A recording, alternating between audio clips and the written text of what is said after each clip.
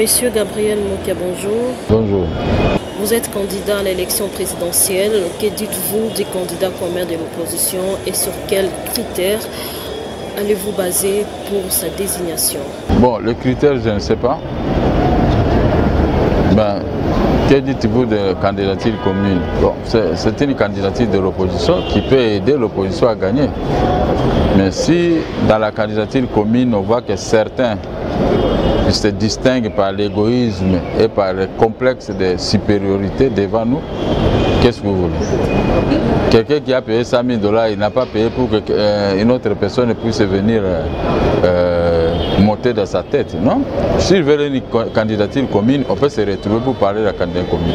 S'ils veulent une candidature commune d'un petit groupe de gens, ils n'ont qu'à aller le faire. Mais nous, on va battre campagne pour gagner la majorité. C'est mon souci, gagner la majorité pour concrétiser mes 28 ans de travail dans l'opposition.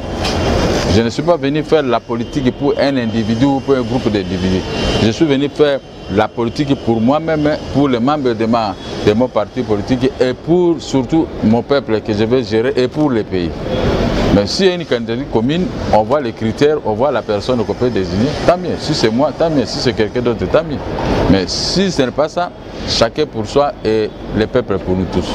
Jusqu'à-là, Mokia n'a jamais été contacté par votre camp de l'opposition? Non, j'ai été contacté une fois. Nous sommes arrivés là-bas. Bon, certains ne sont pas venus pour qu'on parle de ça. Il y a un problème. C'est là qui se disent grands, ils ne veulent pas des autres. À mon avis, on doit seulement aller en ordre dispersé. Comme ça, la majorité va gagner. Parce que moi, je vais battre campagne, j'ai le peuple qui est derrière moi aussi. Alors, à quoi bon d'aller à l'opposition avec une candidature dont on sait déjà que la majorité va gagner parce que la majorité va battre campagne autour d'un homme qui ont échoué dans la gestion, mais ils sont soudés. Mais on sait aussi que l'opposition est en train de partir dans la bataille en ordre dispersé, ou bien avec 4 partis politiques seulement regroupés, mais les autres aussi, chacun pour soi. Est-ce que vous comptez à vous croyez à une telle victoire? Je crois qu'il n'y en a pas. Le problème, c'est qu'il y a la haine dans l'opposition, il y a la haine dans la politique d'aujourd'hui. Ce n'est pas la politique que moi j'ai croyais. Je fais la politique pour un groupe de gens de l'opposition, on peut vivre ensemble en parfaite communion. Mais si on fait la politique pour que c'est là qui touche l'argent d'une manière nocturne, la journée maintenant, ils voient nous qui ne fréquentent pas le pouvoir pour les moyens financiers, ils nous trouvent comme les ennemis. Beaucoup sont venus de la majorité présidentielle pour envahir l'opposition. Mais ils travaillent pour récupérer les voix de l'opposition et permettre à la majorité de gagner. Mais comme certains opposants sont naïfs, on y va comme ça en ordre dispersé, chacun pour soi et Dieu lui-même ou le peuple pour nous tous. 28 ans dans l'opposition, Mokia est-il prêt d'aller aux élections avec la machine à voter étant rejetée par une frange de l'opposition? Qui rejette? Dis-moi un seul opposant qui a rejeté la machine. La machine a triché parce qu'il faut préciser ce que les opposants disaient, la machine a triché. Mais moi-même aussi je l'ai dit. Mais dis-moi qui est cet opposant qui a besoin, qui ne veut pas aller avec la machine à tricher? Si vous n'avez pas une réponse, les provinciales, ils ont déposé. Députation nationale, ils ont déposé. Présidentielle, ils ont déposé. Maintenant, qui trompe qui? Pourquoi le peuple, vous devez être naïf? Le peuple congolais, vous avez un éclaireur de taille, Gabriel Mokia. Je vous dis que ces gens-là, ils trompent le peuple parce qu'ils sont tentés de faciliter la majorité à gagner. Depuis 2006, ils ont toujours facilité la majorité. En 2006, nous avons dit soutenons Jean-Pierre Mbemba. Moi, j'ai laissé ma candidature. J'ai soutenu Jean-Pierre Mbemba. J'ai connu les risques. J'ai été arrêté, mes jeeps étaient en panne. Mais personne ne m'a donné même 10 francs. J'ai combattu pour l'amour de l'opposition, pour l'amour du pays. Il s'est passé ce qui s'est passé. En 2011, j'étais à prison. Qui avait fourni un effort pour ma libération, pour que je puisse prendre part aux élections? Personne. Donc, c'est-à-dire que je suis un homme qu'on est tenté d'écarter à cause de mon succès politique. Alors, si je veux suivre les gens qui sont mes ennemis politiques, qui ne veulent pas de moi, mais alors je vais perdre mon temps. Sinon, si j'avais dit, prêtez-moi 100 000 $ pour payer, qui allait me donner dans l'opposition? Alors qu'ils se donnent de l'argent entre eux. Comme j'ai compris que ce sont des lions contre moi, je préfère aussi cavaler seul avec le peuple. Nous vivons dans les mêmes maisons où il n'y a pas d'électricité.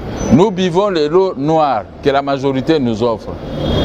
L'escolarisation des enfants pose des problèmes. Les frais académiques, nous payons à 600 $. On nous a dit la gratuité de l'enseignement primaire et secondaire, il n'y en a même pas. Donc c'est-à-dire que la majorité trompe les gens.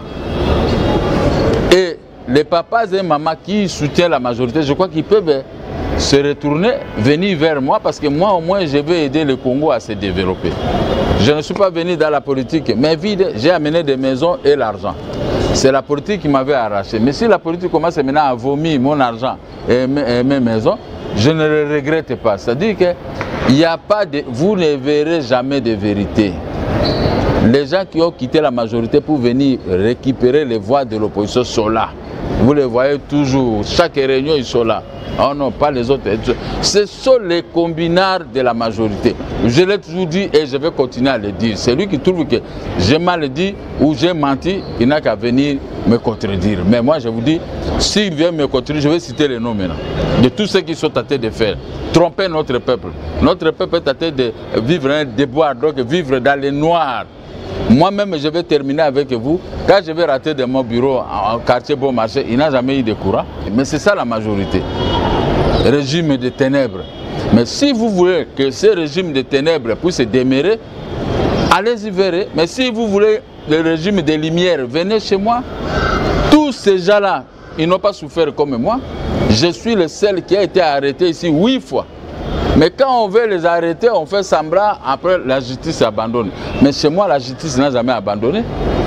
Quand on m'attaque tel point, je suis arrêté et on me place à la prison centrale de Makala. Si c'est 10 mois, 10 mois. Si c'est 3 ans, 3 ans. Si c'est 5 mois, 5 mois. Si c'est 7 mois, 5 mois. Si c'est 4 mois, 4 mois. Si c'est 3 mois, 3 mois. Si c'est 2 mois, 2 mois. Si c'est 3 jours, parce qu'un jour, on m'a amené à Makala, j'ai fait que 3 jours, je suis sorti. Donc, un homme qui a souffert pour ce peuple. Mais le peuple doit se poser la question. Ce type, il souffre pourquoi? Pour nous. Pourquoi? Il n'y a pas de courant. L'escolarisation pose des problèmes. Le salaire, c'est 120 000 francs par mois. Et il n'y a pas de route. On fait, la campagne électorale commence. Et surtout, je vous dis une chose. Des promesses électorales.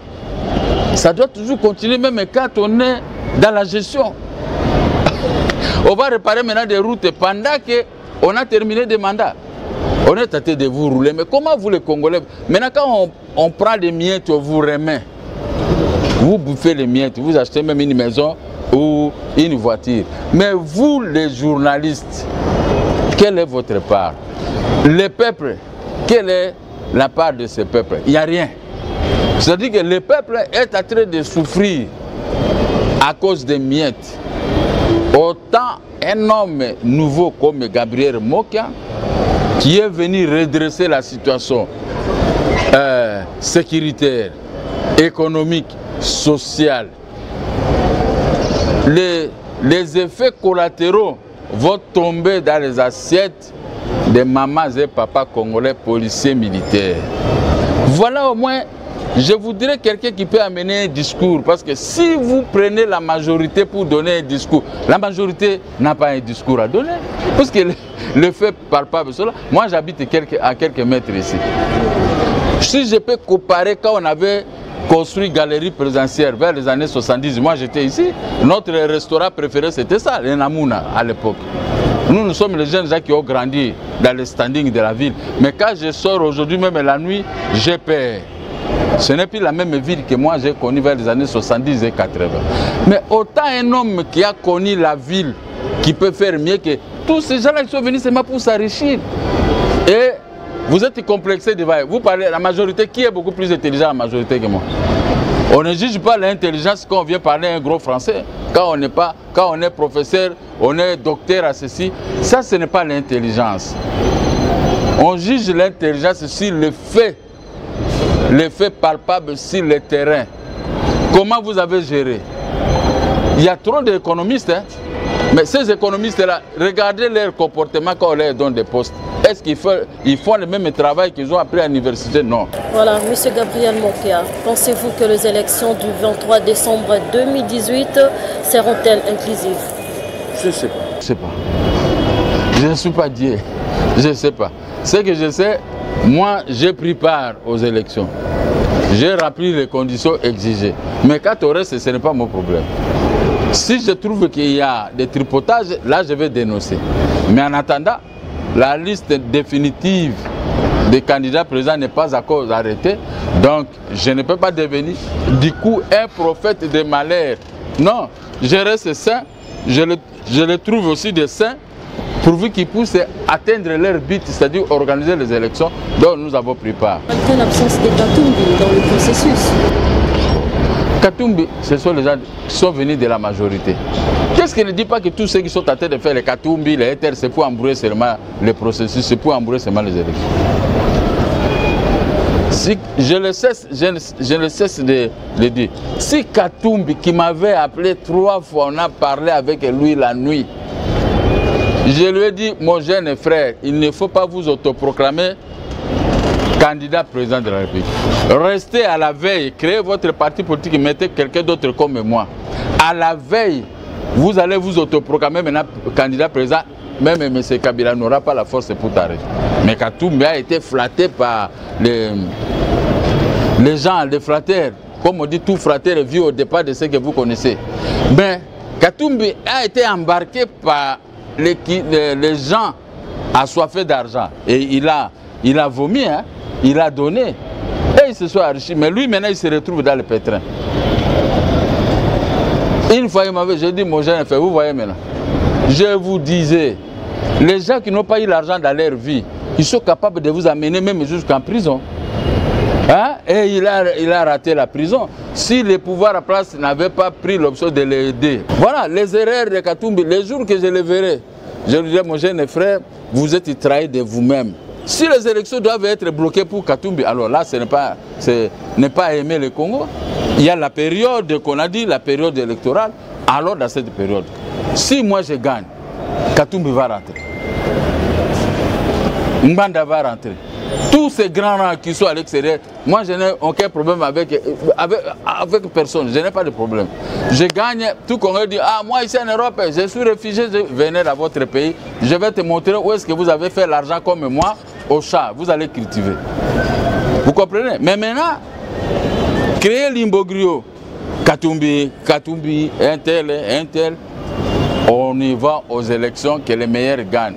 Maintenant le moment est là, si je rate, dans 5 ans, je vais y revenir. Je vais toujours payer les 100 000 $. Si je rate encore, Mitterrand a raté pendant 30 ans. Après, il a géré la France pendant 14 ans. Voilà la force et l'intelligence d'un homme.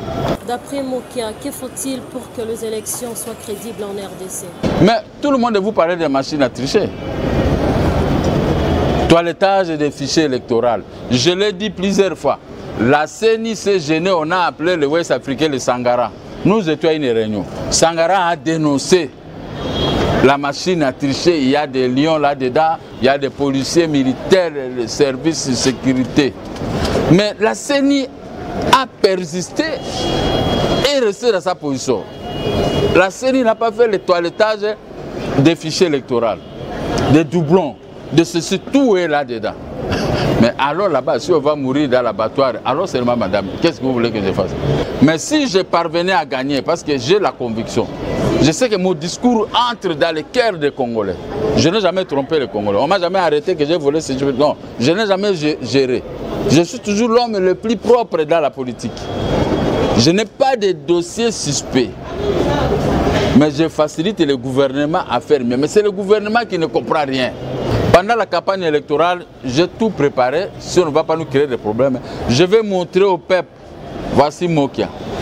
Tous les jours, Mokia, on ne te voit pas dans les médias. Mais même si je passais dans les médias, qu'est-ce que les gens peuvent retenir? Comme vous dites, ventre affamé n'a point d'oreille. Dans les médias, j'ai toujours parlé. Mais on a toujours, voilà, j'ai parlé ici, les problèmes des routes. Mais j'ai vu lui-même le numéro 1 des pays est sorti pour aller faire les tournées et regarder les routes. Mais il devait commencer d'abord par l'avenue du commerce et tant d'autres avenues là où moi j'habite ici au centre-ville. Le miroir du pays, c'est la capitale. Si la capitale congolaise est assez d'état, comment les Africains nous trouvent? Comment le monde nous trouve? Il faut les gens d'intelligence comme nous, moi qui est bien disposé pour rendre grand service à la nation gratuitement.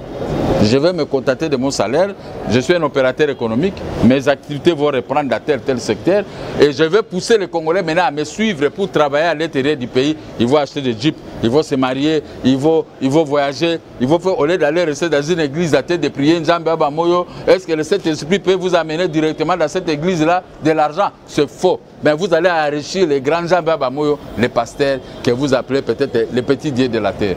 Merci beaucoup. C'est moi qui vous remercie.